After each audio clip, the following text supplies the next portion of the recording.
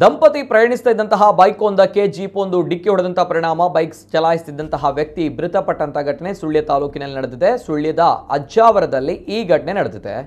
ಅಪಘಾತದಲ್ಲಿ ಜೀಪ್ ಚಕ್ರದ ಅಡಿಗೆ ಬೈಕ್ ಬಿದ್ದ ಕಾರಣ ದಂಪತಿ ಗಂಭೀರ ಸ್ಥಿತಿಯಲ್ಲಿ ಆಸ್ಪತ್ರೆಗೆ ದಾಖಲಾಗಿದ್ರು. ಗಾಯಗೊಂಡವರನ್ನ ವಿನಾಯಕ ಮೂರ್ತಿ ಹಾಗೂ ಅವರ ಪತ್ನಿ ಮಂಜುಳಾ ಎಂದು ಗುರುತಿಸಲಾಗಿದೆ.